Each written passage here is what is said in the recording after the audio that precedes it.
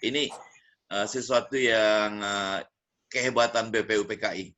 Dia merumuskan wilayah kita itu sampai seluruh Indonesia sekarang, ditambah juga Malaya, lalu Sabah, Sarawak, Brunei, Papua, Timor Leste. Ya. Lalu di dalam sidang kedua tanggal 14 Juli, juga Soekarno melaporkan tentang 3 hasil, yakni tentang pernyataan Indonesia Merdeka yang oleh kita disebut dengan proklamasi, lalu tentang pembukaan dan batang tubuh dari Undang-Undang Dasar. Ini yang memindahkan kita ke mereka.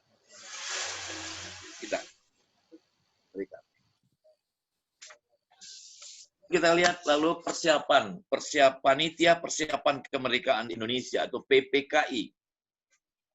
Halo, next. Ya. Lanjut. Panitia persiapan kemerdekaan. Ya. Jadi seperti saya katakan di awal, ada 2 lembaga yang berperan dalam merumuskan dasar negara. Yang pertama BPUPKI, yang kedua PPKI. BPUPKI kerjanya menyelidiki usaha-usaha. Sedangkan PPKI adalah memang yang mengurus teknis, ya, detik demi detik kemerdekaan Indonesia. Pada tanggal 7 Agustus 45, ya, Jepang membubarkan BPUPKI dan membentuk Panitia Persiapan Kemerdekaan Indonesia atau PPKI. Dalam bahasa Jepangnya Dokurisu Zumbi Inkai. Kalau BPUPKI Dokurisu Zumbi Cho Sakai, ya. Dengan anggota berjumlah 21 orang yang mencerminkan perwakilan etnis Indonesia. Ada 12 orang dari Jawa, ada 3 orang dari Sumatera, ada 2 orang dari Sulawesi, 1 orang dari Kalimantan, 1 orang dari Tenggara, dan 1 orang Maluku, 1 orang dari Tionghoa. PPKI diketuai oleh Soekarno dan wakilnya Muhammad Hatta. Ini sidang PPKI, gambarnya. Lalu proses proklamasi. Ya. Tanggal 16 Agustus, ini udah mendekati detik-detik kemerdekaan kita. 16 Agustus berarti 1 hari menjelang kemerdekaan. Ya, para tokoh pemuda, antara lain Sukarni, Wikana, Aidit, Khairul Saleh, dan perkumpulan Menteng 31 menculik Soekarno-Hatta ke Rengas Dengklok. Apa gunanya? Untuk menjauhkan Soekarno-Hatta dari pengaruh Jepang. Ya, dari pengaruh Jepang. Agar nanti seluruh materi persiapan kemerdekaan, proses kemerdekaan itu bukan hadiah Jepang. Ya. Bukan campur tangan Jepang, tapi hasil kerja, pemikiran, karya anak bangsa sendiri. Ya. Akhirnya Soekarno-Hatta setuju bahwa kemerdekaan Indonesia diproklamasikan tanpa adanya campur tangan atau persetujuan Jepang. Setuju tidak setuju Jepang, kita merdeka. Tapi kalau masih di bawah pengaruh Jepang, dengan seizin Jepang kita baru merdeka. Tanpa izin Jepang kita tidak merdeka. Saya kira ini nanti maaf ya, saya mohon maaf pada kawan-kawan di Malaysia. Itu perbedaannya kemerdekaan Indonesia dengan kemerdekaan Malaysia. Kemerdekaan Malaysia adalah ada banyak tim yang dikirim ke London dengan negosiasi dan seakan-akan nanti kemerdekaannya adalah hadiah dari Inggris. Sedangkan kita tegak. Kita memulai dengan proses penculikan Soekarno-Hatta dalam rangka apa? Dalam rangka ingin menegaskan bahwa dalam pikiran Soekarno-Hatta dan orang-orang yang lainnya, jangan ada pikiran bahwa kita adalah hadiah atau dengan persetujuan Jepang. Ya, itulah sebabnya maka besoknya tanggal 17 Agustus 45 naskah proklamasi dibacakan oleh Soekarno di kediamannya di Jalan Pegangsaan Timur 56 Jakarta Pusat. Bagaimana bentuk proklamasi? Ya, proklamasi. Kami bangsa Indonesia dengan ini menyatakan kemerdekaan Indonesia. Hal-hal yang mengenai pemindahan kekuasaan dan lain-lain diselenggarakan dengan cara seksama dan dalam tempo yang sesingkat-singkatnya. Jakarta 17 hari bulan 8 tahun 05 atas nama bangsa Indonesia, Soekarno-Hatta. Saudara akan lihat di sini bahwa ejaannya masih ejaan yang berlaku waktu itu, ya. Tahun ulama dan lain-lain yang Itu semuanya masih ejaan lama. Karena kita tentu tidak mungkin bikin proklamasi baru, saudara. Proklamasi adalah proklamasi yang dulu dibacakan. Yang tertulis seperti ini. Ya, teks proklamasi yang asli. Oke. Kita lanjut sidang PPKI yang pertama, 18 Agustus. Kerja sidang PPKI yang pertama 18 Agustus ada dua saja, saudara. Yang pertama, mengesahkan Undang-Undang Dasar 45 dan Pancasila. Ini saya kira perlu saudara garis bawahi, ya, dan seluruh pemegang kekuasaan politik negara ini perlu menyadari dengan rendah hati, ya, bahwa yang mengesahkan Undang-Undang Dasar 45 dan Pancasila adalah PPKI. Dan itu tanggalnya 18 Agustus. Ya, tanggal 18 Agustus. Dalam pertanyaan nanti kalau ada pertanyaan kapan disahkan Pancasila, jawabnya 18 Agustus. Saya kira ini saya agak bicara sensitif. Negara kita dan bahkan Presiden sudah mengeluarkan Kepres bahwa hari jadi Pancasila adalah tanggal 1 Juni. Ya. Menurut ilmu ketatanegaraan dan yang benar, Pancasila disahkan tanggal 18 Agustus 45 oleh PPKI. Tidak mungkin lahir Pancasila tanggal 1 Juni, lalu siapa yang mengesahkan? Lembaga mana mengesahkan Pancasila kalau disahkan tanggal 1 Juni? Lembaga mana? Bahwa Soekarno berbicara tanggal 1 Juni, yes. Tapi bukan hanya Soekarno. Yamin sudah bicara 2 hari sebelumnya. Supomo sudah berbicara beberapa hari sebelumnya. Jadi kalau kita sebut bahwa ketika Soekarno berpidato sebagai hari lahir Pancasila, kenapa tidak dimulai dari Yamin? Yang sudah juga menampilkan beberapa hari sebelumnya. Kenapa tidak Supomo yang juga sudah berbicara sebelumnya? Oh, jawabnya karena Soekarno yang paling dekat dengan Pancasila. Yang paling dekat dengan Pancasila bukan pidato Soekarno, justru Piagam Jakarta. Kalau kita boleh jujur, kenapa tidak Piagam Jakarta 22 Juni sebagai lahir Pancasila? Itu yang paling dekat dengan Pancasila. Bukan 5 sila Soekarno, bukan 5 sila Yamin, bukan 5 silanya Supomo. Yang paling dekat dengan Pancasila adalah Pancasila dalam Piagam Jakarta. Oke. Saya kira kita kembali kepada realitas sejarah. Kita tidak masuk ke kawasan politik. Saya menyebut bahwa hari lahir Pancasila adalah kebijakan politik, bukan kebijakan akademik. Kebijakan akademik, lahir Pancasila adalah 18 Agustus 45. Kenapa? Karena lembaga yang berwenang melahirkannya adalah PPKI. PPKI itu yang mengesahkan Undang-Undang Dasar 45. Ya. Dan Pancasila ada di dalam, ya, ada di dalam pembukaan Undang-Undang Dasar 45 itu. Ya. Lalu yang disahkan oleh PPKI tanggal 18 Agustus, ya, seperti yang sudah dirumuskan Soekarno sebelumnya dan sudah disahkan kompromistis 22 Juni 45 dalam bentuk Piagam Jakarta dengan sedikit perubahan. Apa perubahannya? Kata mukaddimah dalam preambel Undang-Undang Dasar diganti dengan kata pembukaan. Ya, kalimat ketuhanan dengan kewajiban dalam syariat Islam bagi mulutnya ditukar ganti menjadi ketuhanan yang Maha Esa. Menurut kemanusiaan yang beradab diganti menjadi kemanusiaan yang beradab. Kata-kata menurutnya dicoret. Lalu pasal 6 ayat 1 Undang-Undang 45 yang berbunyi, Presiden ialah orang Indonesia asli dan beragama Islam. Suara saya keraskan dengan kata-kata dan beragama Islam. Itu diganti menjadi Presiden adalah orang Indonesia asli. Saudara, saya kira umat Islam sudah berkorban terlalu banyak untuk negara ini.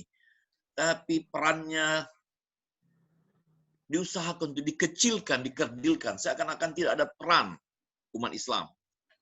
Ya. Sehingga di dalam berbagai amandemen Undang-Undang Dasar 45 yang sebelumnya Presiden adalah orang Indonesia asli dan beragama Islam diganti menjadi Presiden adalah orang Indonesia asli, dan sekarang saudara mau diganti lagi Presiden Indonesia adalah warga negara Indonesia. Mau Cina, mau siapa, mau orang Barat silahkan. terjadi degradasi, penurunan tingkat keindonesiaannya Undang-Undang Dasar 45 kita. Ya. Dan yang sekarang sedang dicoba orang adalah bahwa presiden itu ya warga negara Indonesia, tidak peduli dia orang mana, orang Cina, orang asing, dan seterusnya. Dan saya terus terang saudara, semakin kita melakukan amandemen yang jauh dari jiwa Undang-Undang 45 yang kita lahirkan tahun 45, maka kita semakin lari dari Indonesia. Kita sudah menjadi bangsa yang bukan Indonesia, yang tidak lagi berakar di bumi Indonesia. Oleh karenanya saudara-saudara sekalian, adalah pejuang yang harus mempertahankan Pancasila dan Undang-Undang Dasar Indonesia, karena dialah yang paling sesuai dengan kita. Tidak perlu kita ganti dengan ruh, jiwa, semangat, filosofi yang datang dari luar. Jadi, sidang pertama itu mengesahkan Undang-Undang Dasar 45 dan Pancasila. Yang kedua, menetapkan Soekarno dan Hatta sebagai presiden dan wakil presiden, yang dibantu oleh Komite Nasional Indonesia Pusat. Ya, Komite Nasional Pusat. Oke, lanjut. Itu sidang pertama tanggal 18 Agustus. Sidang kedua tanggal 19 Agustus. Ya, dia merumuskan tentang ada 12 kementerian, ada 4 menteri negara, ada 8 provinsi, sekaligus dengan gubernur-gubernurnya. Jadi pembahagian Indonesia menjadi 8 provinsi itu tanggal 19 Agustus dalam sidang PPKI yang kedua. Ya. Oke, lanjut. Sidang ketiga tanggal 22 Agustus. Dilaksanakan 22 Agustus membentuk Komite Nasional Indonesia Pusat. KNIP, ya, Partai Nasional Indonesia, dan Tentara Kebangsaan yang disebut dengan Badan Keamanan Rakyat. Lalu seminggu kemudian, tanggal 29 Agustus 45, ya, setelah pelantikan Komite Nasional Indonesia Pusat, maka PPKI dibubarkan. Lanjut. Sekarang kita akan masuk kepada rumusan Pancasila yang benar, ya. Pancasila yang mana? Ya, apakah Pancasila bisa diperas-peras menjadi Trisila dan Ekasila, atau Pancasilanya Supomo, atau Pancasilanya Yamin, atau Pancasilanya Soekarno, atau Pancasilanya Piagam Jakarta? Rumusan Pancasila yang benar dan resmi adalah rumusan yang terdapat dalam pembukaan Undang-Undang Dasar 45. Itu harga mati, saudara. Jangan dirubah-rubah. Bahwa ada pihak politik tertentu, partai politik tertentu, kelompok tertentu, dan mungkin dia menjadi penguasa yang mencoba melari-larikannya bahwa Pancasila yang benar adalah Pancasila 1 Juni. Saya kira itu history. Yang history adalah yang dirumuskan oleh PPKI tanggal 18 Agustus 45. Ya. Kenapa? Karena Pancasila menjadi bagian integral dari Undang-Undang 45, yakni dalam pembukaan alinea keempat. Lalu bagaimana status pidato Soekarno? Pidato Soekarno pada sidang pertama adalah proses penting. Saya mengatakan bukan tidak penting, penting dalam menggali dan merumuskan Pancasila, tapi tidak kurang, tidak lebih, sebagaimana pentingnya usaha yang dilakukan oleh Muhammad Yamin dan Mr. Supomo. Oke, lanjut.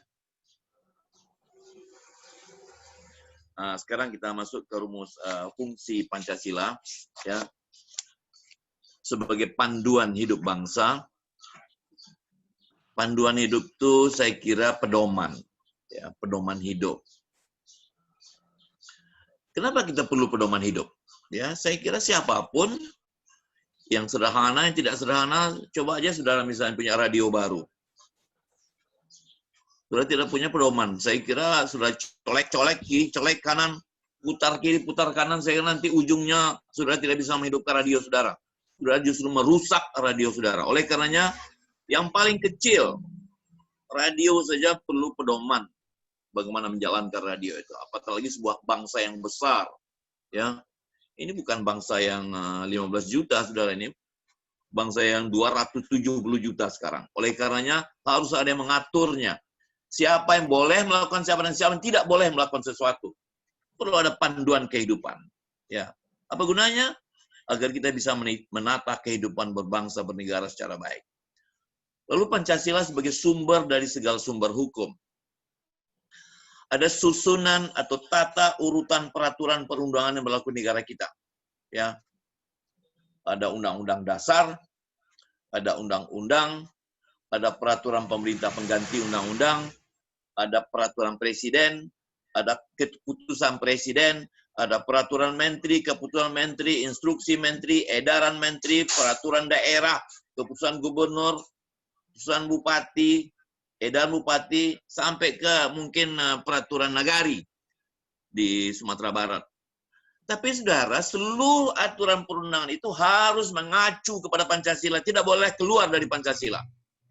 Kita bikin perda, kita bikin pernak, kita bikin peraturan gubernur, peraturan menteri. Jangan peraturan menteri itu berlawanan dengan Pancasila.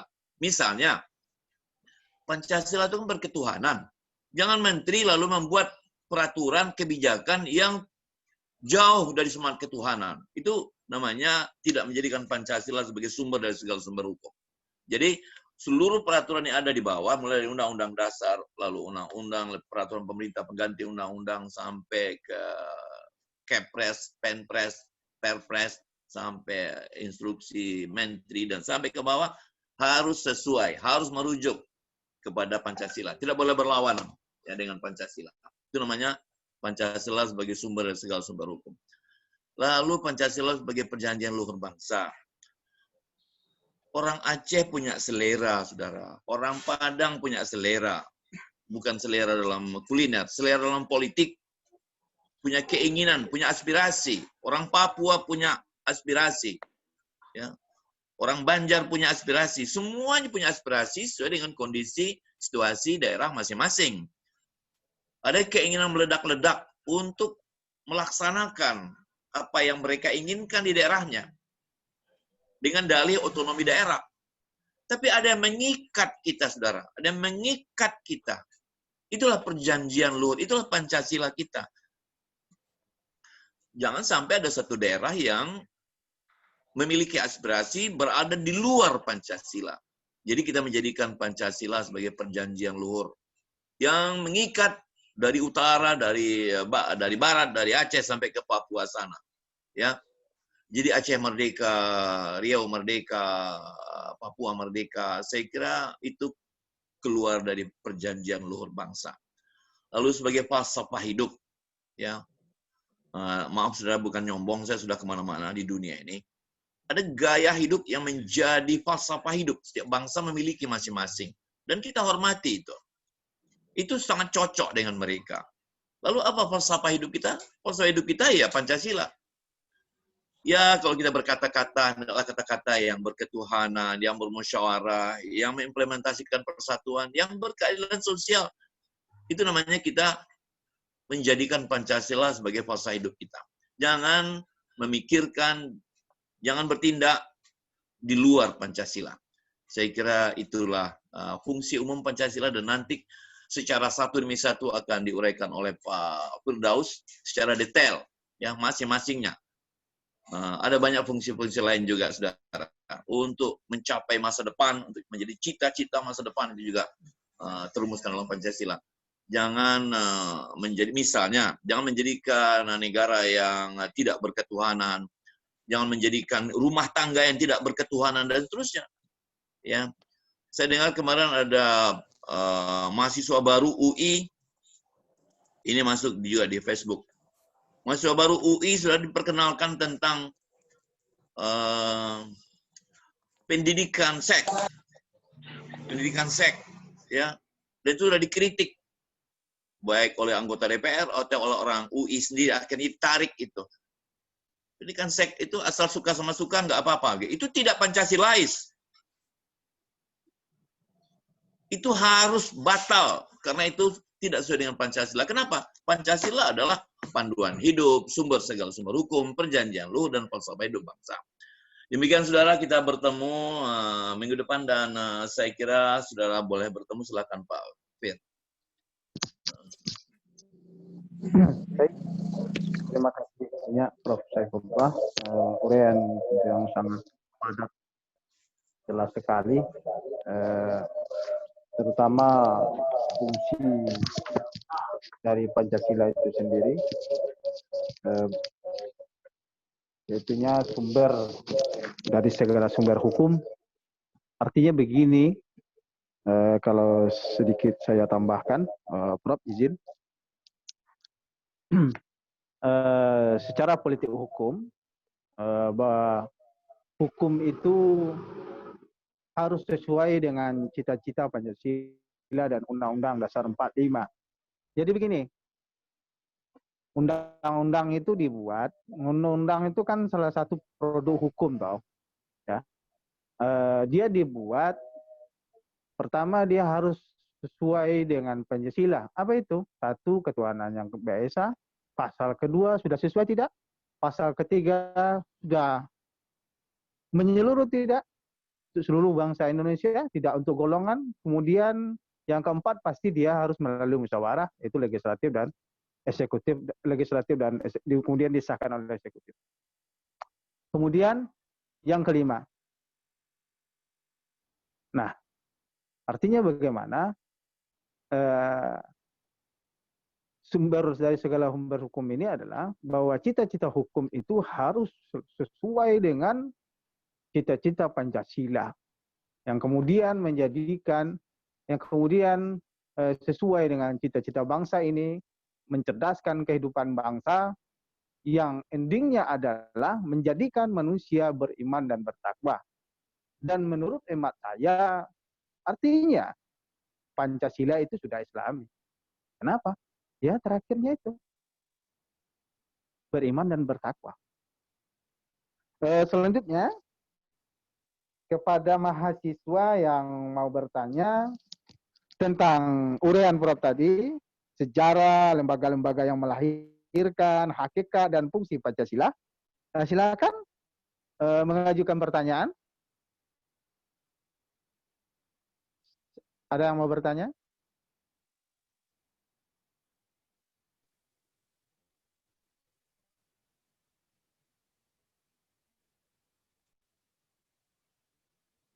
Ada? Iya, silakan, silakan. Siapa? Samputra, Pak. Samputra ya? Mau bertanya? Ya, saya ingin bertanya, Pak. Ya, silakan. Pada sidang kedua BPUPKI, Merdeka mencakup wilayah Malaya. Kenapa sekarang wilayah Malaya tidak wilayah kita lagi? Bisa diulangi? Pada sidang Samputra? BPUPKI, ya Pak. Iya, ya, silakan. Pada sidang BPUPKI kedua, Merdeka mencakup Malaya. Ya. Kenapa sekarang Malaya tidak wilayah kita lagi? Pada sidang kedua, dia mencakup Malaya. Ya Pak. Kenapa? Sekarang tidak wilayah Saat kita ini lagi. tidak wilayah kita lagi. Ya Pak. Oke. Silakan, Prof. Ini kebetulan aja nih saudara, saya dan Pak Firdaus ini saya mengajar di Malaysia dulu ya. Tahun 2006 sampai 2008 saya mengajar di UKM, Universiti Kebangsaan Malaysia. Jadi agak mengerti sedikit tentang bagaimana mereka juga berjuang untuk kemerdekaan. Semangat kemerdekaan saya kira ada pada hampir semua etnik suku bangsa. Kita ingat ketika Uni Soviet yang mencakup mulai dari Kamchatka di timur sampai ke Berlin Timur, di Jerman Timur. Jadi di Jerman Timur, di Eropa sampai ke Kamchatka di Siberia, itu meliputi dua benua, benua Asia dan benua Eropa. Itulah Uni Soviet pada kekuasaan terluas, terbesar, tertingginya. Tapi kemudian saudara, mulai dari yang tengah, ya, mulai Kazakhstan, Azerbaijan, Uzbekistan, sampai ke Eropa Timur, Cekoslowakia, itu semuanya sampai ke Jerman Timur, itu semuanya lalu merdeka satu demi satu.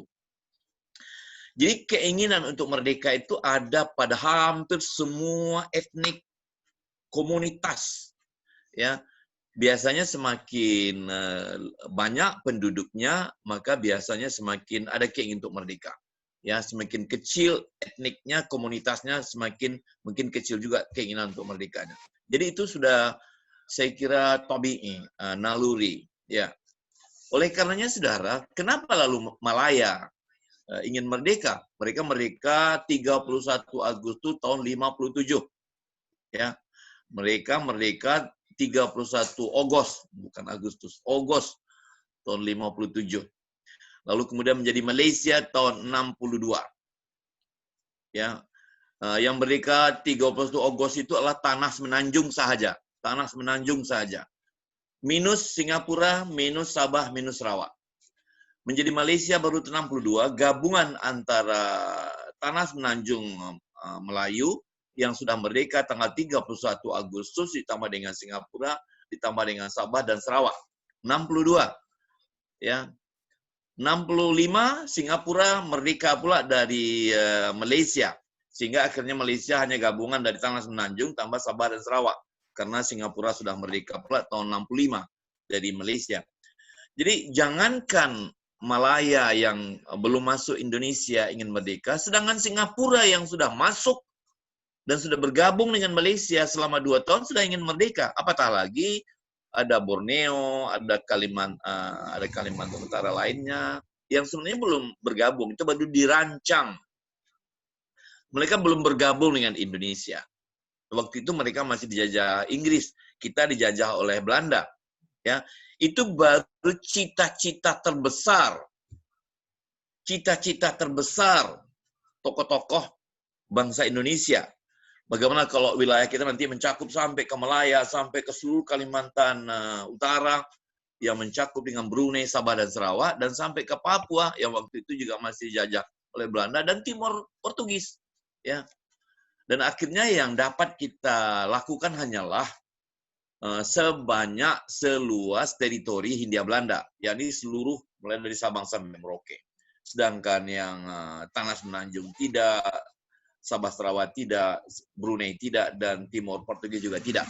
Walaupun Timor Portugis pernah juga menjadi wilayah Indonesia selama 17 tahun, tapi lepas lagi dari Indonesia. Itulah saya kira, saudara, kenapa mereka tidak jadi masuk kita, karena mereka punya selera sendiri, keinginan sendiri, aspirasi sendiri. Dan saya kira Indonesia mendukung kemerdekaan. Begitu tujuan negara Indonesia, ya, ikut menyelenggarakan ketertiban dunia. Itu tujuan yang ketiga. Jadi kita nggak boleh lalu menjajah. Dan itu sebabnya Habibie memerdekakan atau melalui referendum memerdekakan Timor Leste, Timor Lorosae, ya, memerdekakan dari Indonesia. Kenapa? Kita menghormati kemerdekaan setiap bangsa. Bahwa kemerdekaan adalah hak segala bangsa. Begitu bunyinya, saudara. Secara eksplisit. Bahwa kemerdekaan adalah hak segala bangsa. Jadi orang Malaya bebas merdeka, orang Timor Portugis bebas merdeka. Kita tidak bisa memaksakan. Tapi kalau mereka ingin masuk ke Indonesia, saya kira kita juga tidak bisa menolak mereka. Saya kira begitu. Baik, terima kasih, Prof. Saya pikir waktu sudah cukup.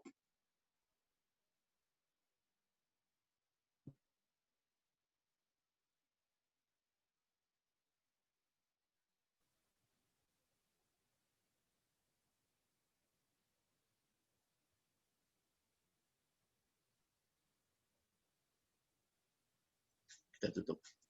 Ya, baik. Kita tutup, Prof. Oke, baik, kita tutup. Saya sebagai pengantar ucapkan terima kasih kepada Prof dan kepada kita semua. Minggu depan kita jumpa lagi di topik yang berbeda tentunya. Terima kasih. Assalamualaikum warahmatullahi wabarakatuh. Waalaikumsalam Assalamualaikum warahmatullahi warahmatullahi wabarakatuh. wabarakatuh.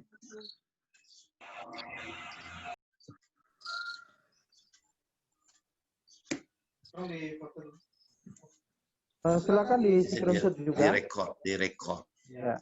Besok kita jalankannya lagi ini. Ayo foto. Ini laporan dulu. Untuk kawan-kawan semuanya, tolong dihidupin kameranya untuk di screenshot. Semuanya diaktifkan kamera. Tolong kameranya dihidupkan. Hah? Ini dia yang foto. Ada 3. Oke, untuk Semua slide pertama buka. dulu. Untuk slide pertama dulu, Oke. 1, 2. Iya. Ini laporan ke Saintek pula nih. Ya. Untuk slide kedua. Ogi, kamera tolong Ogi. Semua kamera ya. Ogi, Oke. tolong kameranya Ogi. Nailin.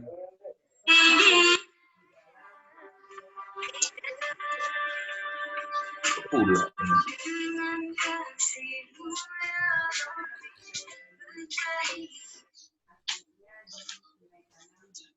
Masuklah suaranya.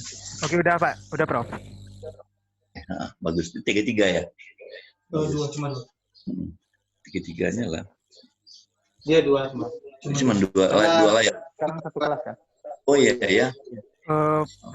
Udah boleh di end meeting ya Pak? Oh, Prof masih mau tahu. Oh, Bapak Prof. Bentar.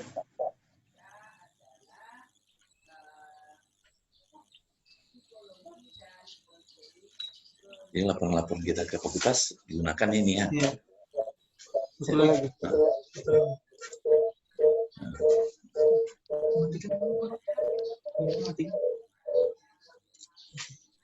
Sudah, Bro. Oke, silakan boleh keluar. Ya. Oke.